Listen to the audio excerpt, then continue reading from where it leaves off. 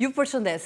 Do të flasim sot në hapësirën e sotme në pjesën e parë për gripin e shpendëve, influencën aviare që duket se gati është kthyer në një pandemi, duke qenë se nuk rrezikon vetëm Shqipërinë, por edhe vendet e rajonit, po ashtu është përhapur le të themi në të gjitha, pothuajse në të gjitha vendet e Evropës dhe dëme po ashtu të mëdha ka shkaktuar edhe në Shtetet e Bashkuara të Amerikës.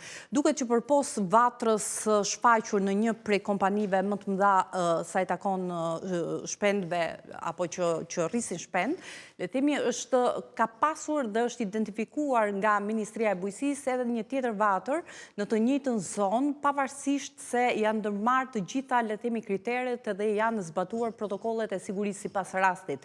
Pra kur identifikohen vatra të tilla. Mbi situatën do të flasim, masat e ndërmarra dhe çfarë është më e rëndësishmja nëse mund të parandalohet si veprohet në rastet kur janë identifikuar shpend të prekur nga gripi dhe çdo detaj të mundshëm pra sa i takon kësaj teme. Kam kënaqësinë që të kem në studio zonjën Matilda Xhepa, drejtoreshe politikave veterinare pranë Ministrisë së Bujqësisë. Përshëndetje, kënaqësi që jeni me ne. Për për mua është kënaqësi që jam këtu në televizionin tuaj. Zonja Xhepa, duket që gripi i shpendëve po fiton gjithnjë më tepër terren. Dhe këtë e them nga fakti për masat që ka nisur të marrë. Pas një rasteve të identifikuara në një prej kompanive më të mëdha, kemi sërish shfaqje të kësaj të influencës aviare, pra të kësaj sëmundje edhe në një tjetër kompani. Ministria e Bujqësisë ka njoftuar vetëm 5 ditë më parë që është identifikuar pra një vatër e re brenda asaj zone që në një farë mënyre ishte e karantinuar dhe që janë ndërmarrë të gjitha masat. Tani unë dua të kuptojmë pak se në çfarë situate jemi sa i takon gripit të shpendëve. Gripi i shpendëve, ashtu siç e thatë ju në fillimin tuaj, është një situatë që ka një shtrirje në të gjitha vendet europiane, dhe më gjerë në Amerikë dhe në vende tjera, edhe në vendet e Ballkanit. Është një sëmundje që ka një patogjenitet të lartë. Gripi i shpendëve që është në Shqipëri është nën tipi virusit H5N1, që ka një patogjenitet të lartë dhe një mortalitet të lartë në shpendarit ku bëhet shfaqja e kësaj sëmundjes. Neve, shërbime veterinare, kemi të organizuar në Ministri me Drejtorinë e Politikave Veterinare, që është Drejtoria Politikë-Bërje, dhe kemi strukturat implementuese, që është Autoriteti Kombëtar i Veterinarisë dhe Mbrojtjes Bimëve, që përbëhet nga një staf prej 538 veterinerësh, që kemi veterinerë shërbime dhe veterinerë kontrolli, dhe është Autoriteti Kombëtar i Ushqimit, që është struktura e përgjegjëse për kontrollin e produkteve me origjinë shtazore, vezët, mishin e tjerë. Sigurisht, neve të gjitha masat që merr shërbimi veterinar shqiptar janë masa në përputhje me standardet dhe legjislacionet që kanë gjithë vendet europiane. Vetë për afrimi i legjislacionit Shqipëri është përputhje me standardet e Bashkimit Evropian dhe praktikave më të mira që janë Organizatën Botërore e Shëndetit të Kafshëve dhe të FAO-s. Ne kemi një sër aktesh ligjore për gripin e shpendëve, kemi dhe një plan kontingjence. Plani kontingjencës në lidhje me menaxhimin e gripit të shpendëve është instrumenti më i rëndësishëm ligjor që kanë veterinerët në terren në lidhje me menaxhimin e kësaj situate, që ka për qëllim marrjen e masave në mënyrë të menjëhershme, përcaktimin e detyrave të çdo autoriteti kompetent, dhe një problem i rëndësishëm në këtë është ndërgjegjësimi i fermerëve, i pronarëve, i veterinerëve privat dhe gjithë sistemit shërbim veterinar në mënyrë që ato të veprojnë në mënyrë interaktive me njëri tjetrin. Sepse bazuar në legjislacionin që kemi në fuqinë, çdo pronar kafshësh të një ferme obori, apo të një shpendarie të madhe, ka një sistem është i detyruar të njoftojnë kohë për shfaqjen e sëmundjes, duke filluar ke veterineri i privat dhe vazhdon njoftimi ke veterineri shtetëror dhe deri tek strukturat e larta. Ashtu siç thatë dhe juve, me datën 12 mars, vitit 2025, është identifikuar dhe një vatër tjetër që është pranë vatrës së parë, që është në qarkun e Durrësit, në një shpendari me rritje intensive. Këto janë stabilimente me prodhim vezësh dhe që kanë një zë të rëndësishëm në tregun e prodhimit vezëve në Shqipëri.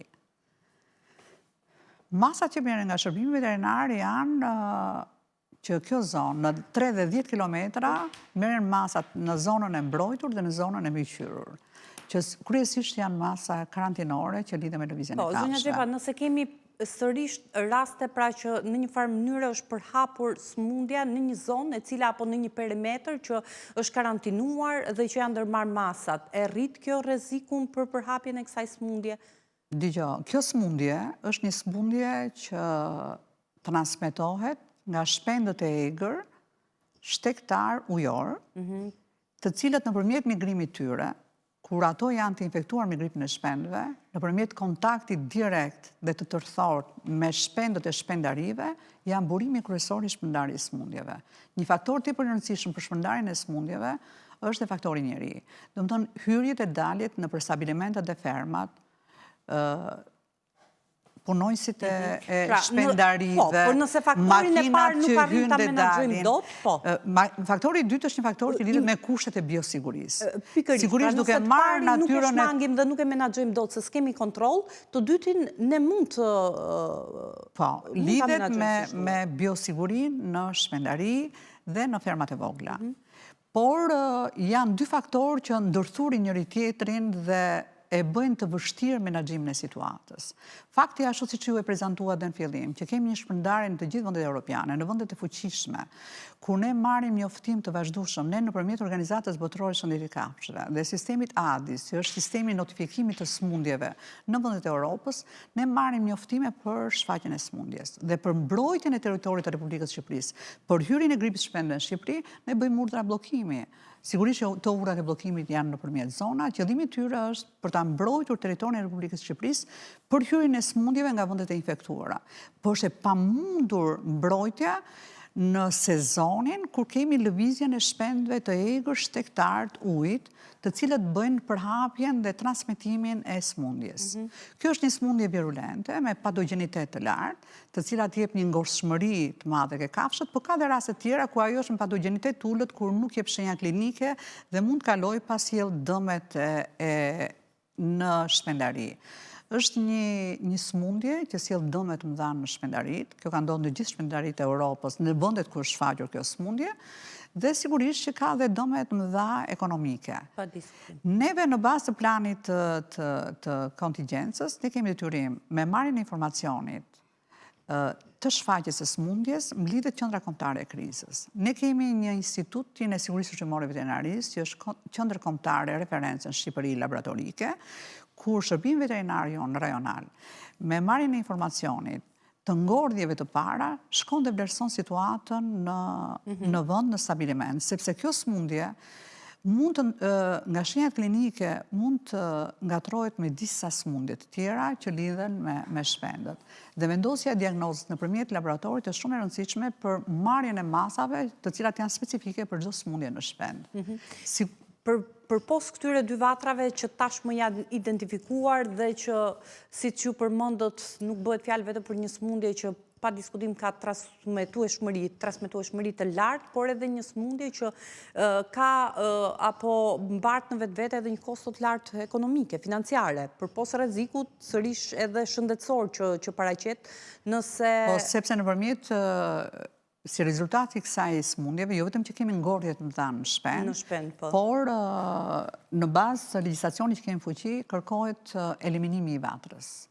Sepse duke eliminuar vatrën, ke mundësi ta çrrënjosësh, që ajo mos bëhet burim infeksioni për shpendarit apo për oborret familjare me shpend që janë pranë kësaj vatre në rrezën e veprimit 3 deri në 10 kilometër. Dhe si e tillë, neve kemi marrë gjitha masat për azgjësimin e shpendëve të ngordhur dhe të eliminuar, jo vetëm në këto shpendari, por dhe në oborret familjare. Ka pasur, pikërisht për këto doja t'ju pyesja, ka pasur vatra të tjera, pra cila është shpërndarja e vatrave të infeksionit deri më tani? Dgjoj, ne deri më tani, duke filluar nga data 30 tetor, që ka qenë rasti i parë i shfaqjes së kësaj sëmundje, në total janë 10 vatra. Dhe nga këto 10 vatra, 2 vatra janë në shpendët e egër, 7 vatra janë oborre familjare, dhe 1 vatër përbëhet nga 2 shpendari të mëdha me rritje intensive. Kjo shpendet e egër ka qenë përgjatë vijës bregdetare të Lorës. Është përqendruar në një zonë të caktuar, apo pothuajse në gjithë territorin të caktuar? Kemi pasur një vatër të vogël familjare, një vatër të vogël familjare me numër 10 krerësh në Gjirokastër. Pastaj përqendrimi ka qenë në disa vatra të vogla familjare në Tiranë, edhe rasti konkret në Durrës, që kemi 2 shpendarit, po kemi edhe një vatër familjare me 30 krerë shpend, që janë zgjësuar në mënyrë të menjëhershme nga shërbimi veterinar. Unë dua të them në bazë të protokollit kontrollit, shërbimi veterinar i joni ka për detyrim që në zonën 3 deri në 10 kilometër të bëj inventarizimin e zonës dhe të bëj kontrollin e të gjithë shpendarive. Dhe ne kemi disa grupe veterinarësh që janë në terren dhe për të përforcuar situatën ne kemi marrë dhe veterinerë nga qarqet e tjera për të rritur gamën e numrit veterinarëve që duhet të kontrollojnë gjithë situatën në mënyrë për të menaxhuar situatën edhe nga kalimi i mjeteve automobilistike dhe në të njëjtën kohë ne bëjmë njoftime dhe strukturave të tjera që është pushteti vendor, është policia e shtetit, agjencia e rajonale e mjedisit, agjencia e zonave të mbrojtura dhe shoqata e gjuetarëve. Detyrimi ligjor ne na bën menjëherë me shfaqjen e smundjeve ne mbledhim qendrën kombëtare të krizës. Qendra kombëtare e krizës përfshin disa aktorë shumë të rëndësishëm. Në këtë ndër aktorët të rëndësishëm të kësaj qendre kombëtare të krizës janë përfaqësues nga mjedisi, janë përfaqësues nga pushteti vendor, përfaqësues nga shëndeti publik. Neve në të qendër kombëtare raportojmë mbi masat e marra dhe vendimet që duhet marrin bashkërisht. Sigurisht gjithë vendimet tona i referohen protokolleve dhe legjislacionit që ne kemi në fuqi. Pra, në një farë mënyrë ka një angazhim dhe një angazhim gjithë përfshirës me të gjithë aktorët, le themi, që duhet jenë palë, me struktura përkatëse, nga ana e autoriteteve për t'ju përgjigjur në kohë dhe siç duhet situatave. Po ndërkohë ka një, le themi, të njëjtën angazhim, ndërgjegjësim nga ana e fermerëve, por edhe atyre që i zotrojnë këto ferma për të njoftuar në kohë autoritetet? Sigurisht që ndërgjegjësimi i fermerëve dhe pronarëve të shpendarive dhe veterinarëve privat janë këto shpendari është shumë i rëndësishëm. Ato janë të njoftuar nga shërbimi veterinar i joni rajonal për smundjen. Në website-in e Autoritetit Kombëtar të Veterinarisë dhe Mbrojtjes së Bimëve citojnë gjithë shenjat klinike të smundjes dhe detyrimet që kanë pronarët, fermerët, veterinarët privat, por ne jo më parë se 7 ditë e ditë në Ministrinë e Bujqësisë kemi organizuar një takim me gjithë pronarët e shpendarive, kur kemi diskutuar mbi problemet e gripit shpendëve dhe detyrimet që kanë palët, sepse dhe vetë pronarët e fermave dhe shpendarive kanë detyrimet e tyre për rritjen e masave biosigurisë. Nëse nuk respektojnë shërbimi veterinar ka masat administrative, po për kompani të cilat nuk kanë zbatuar masat e biosigurisë apo kanë shkelur rregullat e protokollit që ka legjislacionin fuqi. Dhe ne kemi qenë në një proces ndërgjegjësimi ku i kemi kërkuar atyre që të rrisin masat e biosigurisë, që ato të jenë aktorë të rëndësishëm në pjesën e gjithë sistemit tonë për të menaxhuar situatën. Në procesin e azjesimit të kadavrave, ne kemi atashuar edhe një përfaqësues nga Ministria e Bujqësisë, e cila qëndron ka një përfaqësues nga Shërbimi Veterinar Rajonal, një përfaqësues nga Drejtoria e Përgjithshme e Autoritetit Kombëtar të Veterinarisë dhe Mbrojtjes së Bimëve dhe ka një përfaqësues nga Ministria e Bujqësisë i cili ndjek procesin. Dhe ky proces zjat për te 24 orëve. Kemi ngarkesa që shkojnë për azjesim gjatë ditës dhe gjatë natës. Është një proces që ne bëjmë intensitet lartë sepse duam që brenda një kohe të shkurtër ne të azjesojmë gjithë kadavrat dhe të shërnjosim vatrën. Është ky një detyrim i ministrisë, i autoriteteve apo i kompanisë dhe bëhet me monitorimin e institucioneve? Është detyrim, azjesimin e ka kompania, ka kosto, po sigurisht që kjo është një smundje dëmshpërblyeshme dhe kompanitë do të dëmshpërblehen për çdo shpend ngordhur dhe të eliminuar nga shërbimi veterinar. Në mënyrë të plot është ky kompensim? Të plot. Për shpendët, në mënyrë për krerët e shpendëve. Ne kemi një bazë ligjore që është për dëmshpërblimin e pronarëve të kafshëve, kur kafshët eliminohen si rezultat i programeve të kontrollit dhe të shënjosjes së smundjes. Një nga këto është gripi influenca aviare, gripi shpendëve, që është një smundje dëmshpërblyeshme. Të paktën lehtëson pjesën e kostove dhe të biznesit. Por një problem i rëndësishëm në këtë proces është ne kemi marrë gjitha maset. Në radhë parë ne kemi stafin tonë që është prezent në terren. Dhe shumë i rëndësishëm është marrja e masave mbrojtëse për veterinarët tanë që shkojnë në procedurat e kontrollit.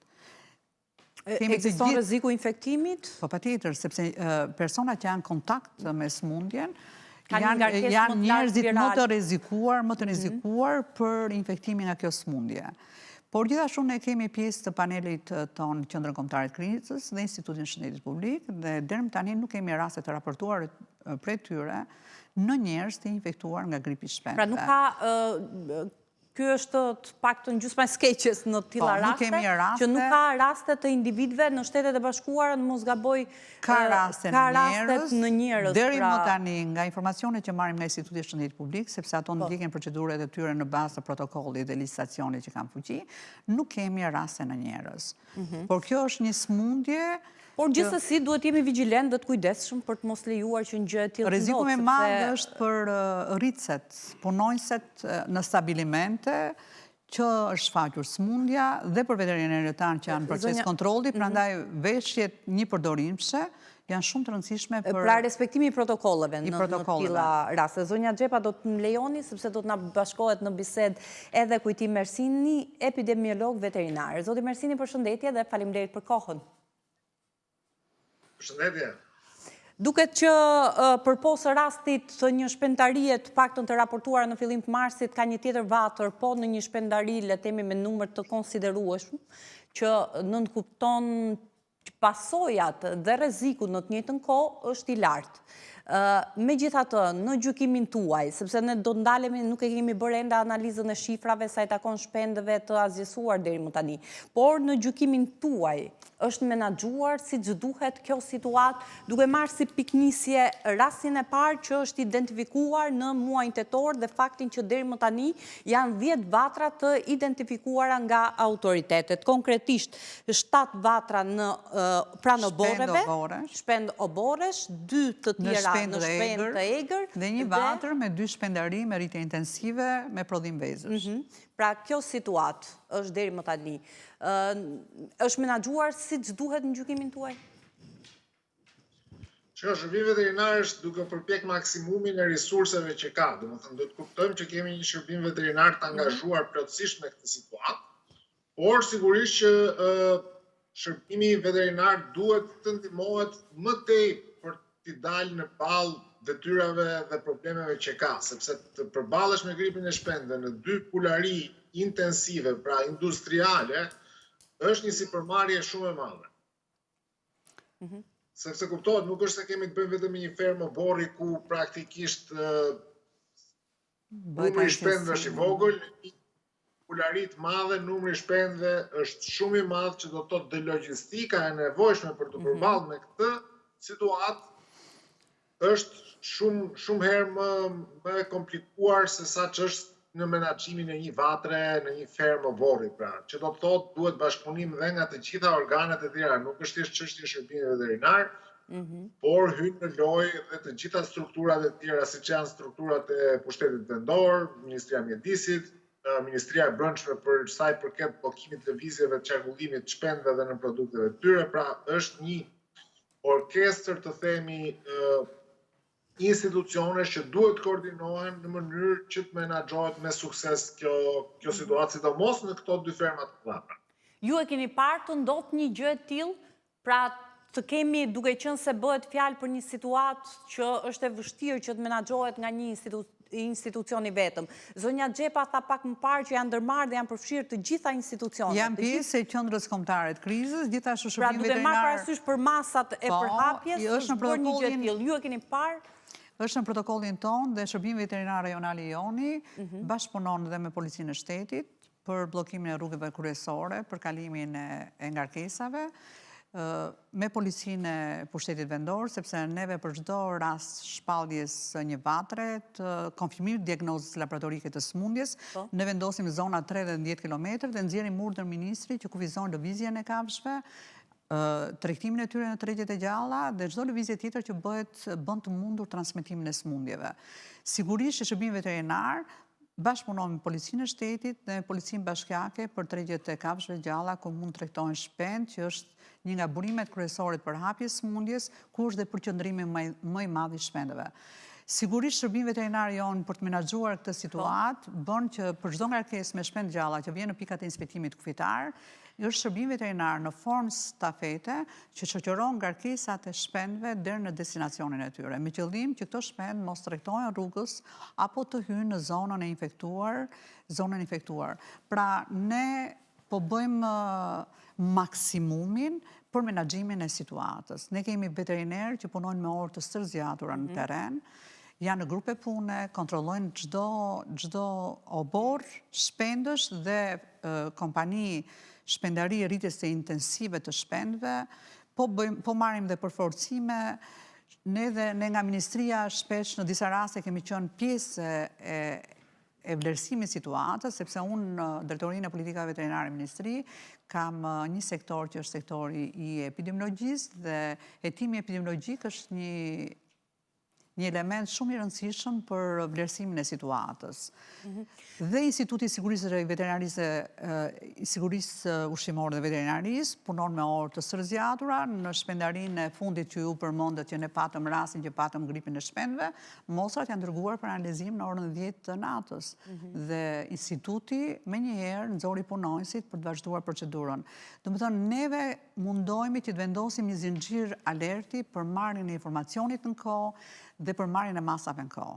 Qëllimi i këtyre është në mënyrë që këto stabilimentet vendosin karantinë, të ndalojmë edhe lëvizjen e tregtimit të vezëve nga këto stabilimente dhe për të marrë gjitha masat për eliminimin dhe azjesimin e karkasave të kafshëve të ngordhura dhe për eliminimin e kafshëve të tjera që janë në këto ferma në mënyrë që ne të heqim burimin e infeksionit në këtë zonë dhe për shërnjosin e tyre. Në gjykimin tim, ne jemi duke bërë maksimumin, jemi në terren gjithkohën, përvlerësojmë situatën gjithkohën. Ne menjëherë kur kemi çështje të ndryshme që kërkojnë zgjidhje apo vendime të një niveli më të lartë të përbashkëta, ne mbledhemi menjëherë qendrën kombëtare të krizës, që ka një sër aktorësh dhe kemi njerëz të eksperiencave të ndryshme dhe qendra kombëtare e krizës në bazë të planit kontingjencës na jep mundësinë që të mbledhim dhe një grup ekspertësh për të dhënë mendimin e tyre që kanë eksperjenca të ndryshme edhe ndoshta mendimin e një stafi akademik. E qartë. Zonja Xhepa, bijem dakord, pra në raste të tilla kur identifikohet një vatër, ju pohuat edhe nga ana e ministrisë është bërë qartë që ndërmerren të gjitha masat, vendoset perimetri i sigurisë, përfshihen, pra vendoset një karantinë 21 ditore. 21 deri në 30 ditë. Në mos gaboj, po në rastin e polarisë së dytë kemi të bëjmë me atë që ishte zona e sigurisë, edhe që presupozohej që ishte një zonë, le të themi, ku kriteret apo ndërmarrja e masave të biosigurisë duhet ishte në nivele maksimale. Çfarë ka ndodhur? Keni identifikuar ju shkakun, le të themi, që pse arriti përhapja e kësaj sëmundje edhe në këtë pulari, që është po ashtu me përmasa të mëdha? Ashtu siç e thash në fillimin tim, një nga faktorët që bën transmetimin e sëmundjes janë shpendët e egër. Dhe nga një vlerësim risku që është bërë nga vendet e Bashkimit Evropian, ka një periudhë sezonale të migrimit të këtyre shpendëve. Edhe kjo koha është e favorizon një gjë të tillë? Kjo është koha më e favorshme për përhapjen e kësaj sëmundje. Kemi të bëjmë me shpend shtektar, migrator, që përmjet shtektimeve të largëta të tyre ato bëjnë transmetimin e sëmundjeve.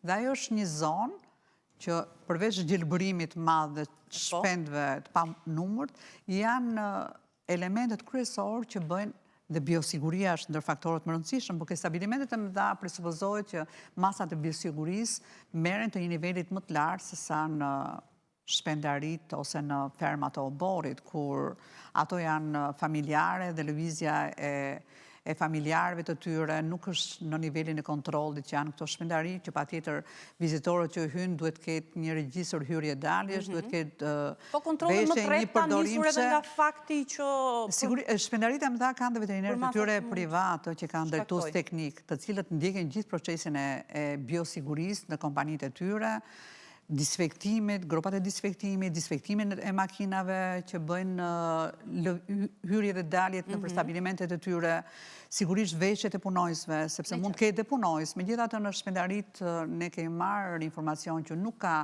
punojëse që kanë shpend në familjet e tyre dhe punojnë në të shpendari, sepse këto vetë mund të jenë transmetuese të sëmundjes, mund ndodhë në familjen e tyre, ato të nesme mund të asjedhin në stabilimentin. Pra janë një sër masësh, prandaj kjo sëmundje është shumë e vështirë për të menaxhuar dhe për të shënjosur, kjo do të thotë që edhe muajt në vijim do të vijmë të përballemi me to.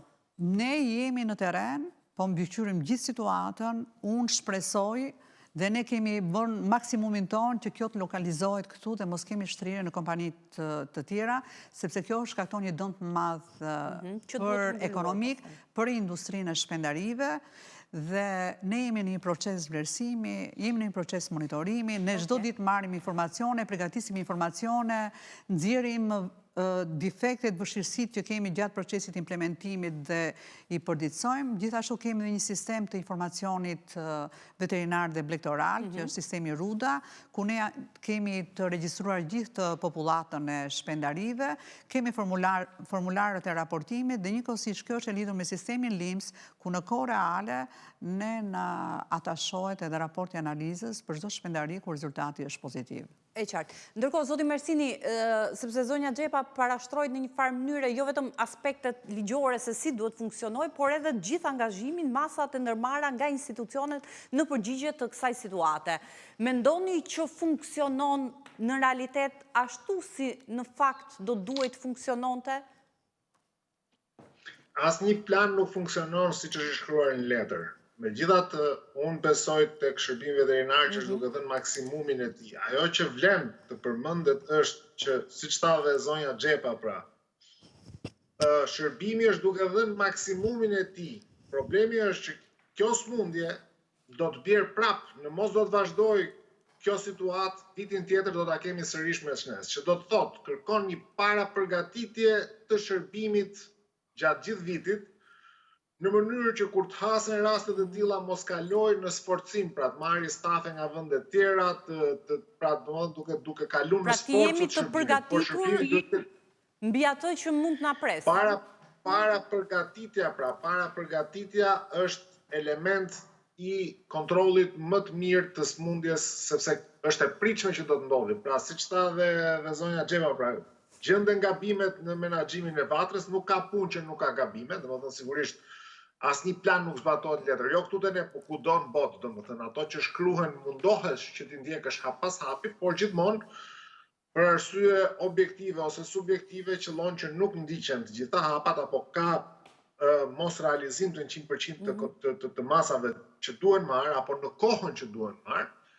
Dhe kjo nënkupton që vitin e ardhshëm, pra në buxhetet veterinare të rriten, pajisjet dhe logjistika e shërbimit veterinar të rritet, sepse situata të ngjashme do të priten, kemi të bëjmë nga viti 2000 deri më sot me një pandemi më të madhe të regjistruar në shpend nga gripi i shpendëve dhe nuk duken gjasat që kjo do të ndalojë shpejt, që do të përballemi sërish. Do të përballemi javën tjetër, muajin tjetër, apo vitin tjetër, kjo është çështje kohe, por pak por e sigurt është që do të përballemi. Do të thotë duhet mos kalojmë në gjendje emergjence gjithmonë, por të jemi të parapërgatitur që këto situata ti përballim me qetësi dhe me mjetet dhe njerëzit e përgatitur të gatshëm për të vepruar në momentin kur shfaqet situata. Zonja Xhepa, i më shohet një plani, le të themi, që i paraprin asaj që mund të ndodhë. Por si mund të jemi të parapërgatitur mbi këtë rrezik? Duke vlerësuar atë çfarë tha zoti Kujtim, Kujtimi ka qenë pjesë e stafit shërbimit veterinar dhe sektorit të epidemiologjisë dhe e njeh shumë mirë situatën dhe është nga ato mendje veterinare që duhet vlerësuar shumë për çdo gjë që thotë, sidomos në këtë fushë. Neve në vitin 2022 ne kemi patur gripin e shpendëve në Shqipëri dhe gjatë kësaj periudhe janë bërë disa plane, kontrolli, monitorimi, janë marrë në mënyrë të vazhdueshme mostrat nga kafshët e egra, patat e rosat, që janë rezervuari kryesor i transmetimit të tyre dhe në shpendari. Qëllimi jon ka qenë për detektimin e hershëm të kësaj smundje dhe për marrjen e masave në kohë. Gjatë kësaj kohe ne kemi bërë trajnime të vazhdueshme për stafin e shërbimit veterinar. Janë bërë trajnime me ekspert huaj, me programe, projekteve të huaja, edhe nga shërbimi veterinar në nivelet të ndryshme, është bërë trajnimi i stafit. Domethënë shërbimi veterinar në terren është i përgatitur. Sigurisht që ne kemi dhe të gjitha pajisjet për veterinarët, disinfektantët, mjetet e disinfektimit, kemi të gjitha pajisjet për marrjen e mostrave në kohë dhe për transmetimin e tyre në laborator. Sigurisht që kjo është një proces që vjen me rritjen e standardeve në mënyrë të vazhdueshme. Megjithatë, unë do të them që shërbimi veterinar asnjëherë më parë nuk ka pasur një armatë veterinarësh prej 530 vetash në strukturat implementuese Dhe neve për të përforcuar rrethin e njerëzve që duhet jenë durës, kemi marrë nga qarqe tjera. Por vigjilenca për kontrollin e kësaj smundje është në gjithë territorin e Republikës Shqipërisë, sepse ne kemi shpendari jo vetëm në territorin e këto janë vatrat. Por monitorimi bëhet në gjithë territorin e Republikës Shqipërisë, sepse ne kemi shpendari në rajone të ndryshme, në rajone të ndryshme të vendit. Megjithatë, zonja Xhepa, duke qenë se jemi drejt minutave të fundit dhe dua t'ju pyes pak mbi totalin e shpendve që janë asgjësuar deri më tani. Pra, duke marrë parasysh 10 vatrat e identifikuara nga unë do t'jap vatrat e tjera të identifikuar ka të bëjnë me 10 shpend, 30 shpend, janë një numër minimal a i oboreve. Shpendve të oborit, po. Në 2 shpendarit e mdaj, që janë 2 shpendarit që kanë numrin më të madh krerëve dhe që dëmi më i madh është kryesisht në të shpendari. Është në shpendarin e parë janë eliminuar mbi 128.802 shpend, dhe në pularin e dytë kemi 64.198 ngordhje, dhe jemi në proces azjesimi. Deri më tani janë eliminuar, janë azjesuar 39.900 krerë. Po ky është një proces i vazhdueshëm, siç u thash, shifrat çdo ditë janë rritje, sepse janë ngarkesa në vazhdim që azjesohen, dhe kjo varet pastaj edhe nga kapacitetet e stabilimenteve fabrikave që bëjnë azjesimin e këtyre kadavrave për të përballuar fluksin e ngarkesave që duhet të azjesojnë në kohë. Mbi 220.000, mos gaboj. Aq, në qoftë se i mbledh numrin total të shpendve të azjesuar. Sigurisht që shpendët azjesohen duke u djegur në temperaturë 138 gradë me presion ku bëhet azjesimi total i virusit, sepse vetë virusi azjesohet mbi 79 gradë e sipër. Kjo është një temperaturë më se mjaftueshme për shkatrimin e virusit në këto stabilimente ku bëhet azjesimi i tyre. Dhe kjo ndikon edhe në mbrojtjen e mjedisit, sepse ti bën azjesimin në stabilimente ku janë të licencuar për këtë lloj aktiviteti dhe impakti është më tepër mbrojtje në lidhje me azjesimin e Zoti Marsini, mbi 220.000 shpend të azjesuar deri më sot, sepse shifra është e ndryshueshme, edhe duke marrë parasysh që në vatrën e dytë le themi vijon që të ketë raste të shpendve të infektuar, po ashtu. Po patjetër që ato, jo vetëm që ato ngordhin, po ne urdhërojmë eliminimin e tyre. Është edhe mund të shkojë shifra edhe më tepër. Patjetër. Po, absolutisht do të shkojnë më tepër, sepse sigurisht do të eliminohet gjitha kafshët e ekspozuara, pra gjithë shpendët që janë ekspozuar ndaj virusit, shërbimi veterinar avash do të eliminojë, pra, dhe ky është një proces që do të zgjasë. Po, është një proces që do të zgjasë. Në aspektin ekonomik, pa diskutim një kosto shumë e lartë, që merret përsipër nga buxheti i shtetit apo jo? Po, kjo ndodh kudo. Që shfaqet kjo smundje. Buxheti i shtetit është edhe një garanci për ekonominë, pra, sepse çfarë ndodh? Nëse ne do t'i linim fermerët të përballonin kostot vet, mund të kalonin dhe në faliment. Nuk është në interesin e shoqërisë tonë që shpendari të tilla, po qoftë edhe një fermer me 5 pula të kalojnë faliment dhe mos vazhdojë aktivitetin e tij, sepse këto janë të vetmet aktivitete prodhuese që ne kemi në Shqipëri. Pra këto mbajnë ekonominë tonë të përditshme. Ja, burimi kryesor i prodhimit veçantë. Buxheti i shtetit është industria më edhe është industria më e konsoliduar që kemi në Shqipëri, ëh? Sepse e konsoliduar, por nuk ta humbasim, pra, sepse ky është çështja. Po pra, në rastet e shkatrimit ti shkatron një industri që është mos e konsoliduar dhe mos keni ju një përllogaritje, le themi, të kostos financiare që kanë pësuar këto kompani? Unë tani sot nuk kam një përllogaritje, po sigurisht që kemi një licencion fuqi, është shërbimi veterinar rajonal, ai që ka një staf që merr pjesë në azjesim dhe bën vlerësimin e kostos. Me bërjen e vlerësimit kostos për çdo kompani dhe për çdo fermë obori që ka humbur shpendët dhe që janë azjesuar, ne do kemi një kosto financiare që të mbulohet nga buxheti i shtetit. Megjithatë ka dy momente. Pra fakti që janë identifikuar këto vatra, pra kemi prezencë të influencës aviare apo gripit të shpendëve në këto dy pulari, në shpendët e oborrit dhe në vatrat e shpendëve të egër, por që ky është një komponent që shton rrezikun, por është edhe fakti tjetër nëse azjesohen apo jo siç duhet në kushtet kur kemi deri më tani mbi 220.000 shpend të azjesuar. Në kushtet aktuale, pra duke marrë parasysh këto dy komponent, vatrat e infeksionit, përhapje në këto nivele dhe faktin e azjesimit sërish në nivelet të larta, duhet të ndjehet dhe ka vend që të ndjehet i rrezikuar konsumatori shqiptar? Pra, konsumatori shqiptar nuk ka arsye pse të ndjehet i rrezikuar. Radh parë një herë, azjesimi bëhet konform gjithë procedurave që nuk lejojnë transmetimin e virusit, sepse transporti bëhet nëpërmjet ngarkesave që janë hermetike, janë certifikuar për këtë proces, për transmetimin e kafshëve të cilat rezultojnë pozitive për sëmundje të ndryshme dhe bëhet në një fabrikë që është licencuar për azjesimin e kadavrave. Njëkohësisht të gjitha kafshët që janë në ferm azjesohen, sepse është pjesë e protokollit, ajo konsiderohet një vatre, një sëmundje dhe kafshët azjesohen, por në të njëjtën Autoriteti Kombëtar i Ushqimit, që është autoriteti përgjegjës për sigurinë e produkteve me origjinë shtazore, së bashku me shërbimin, në rastin e mishit nuk ka asnjë shpend nuk shkon thertore nga këto, sepse gjithë kafshët azjesohen dhe ato që ngordhin automatikisht që azjesohen, të tjerat eliminohen me urdhër të autoritetit kompetent për të eliminuar vatrën, ndërsa në lidhje me vezët, Autoriteti Kombëtar i Ushqimit ka qenë prezent, ka një staf të dedikuar në këto dy stabilimente dhe të gjitha vezët janë të stok në magazinat e paketimit të tyre dhe do t'i nështrohen procedurave të azjesimit në përputhje me legjislacionin për sigurinë e ushqimit. Pra nuk azjeson vetëm shpendët, por edhe vezët. Ato janë vendime që i merr Autoriteti Kombëtar i Ushqimit në bazë të gjithë legjislacionit që janë fuqi. Unë them që dhe stafi veterinerët e Autoritetit Kombëtar të Ushqimit, kolegët tanë, janë teren, janë prezent bashkë me shërbimin veterinar të Autoritetit Kombëtar Veterinarisë dhe Mbrojtjes Bimëve dhe zbatojnë standardet e legjislacionit. AKVMB-ja, Autoriteti Kombëtar i Veterinarisë dhe Mbrojtjes Bimëve në lidhje me shëndetjen e kafshëve dhe Autoriteti Kombëtar i Ushqimit në lidhje me sigurinë ushqimore.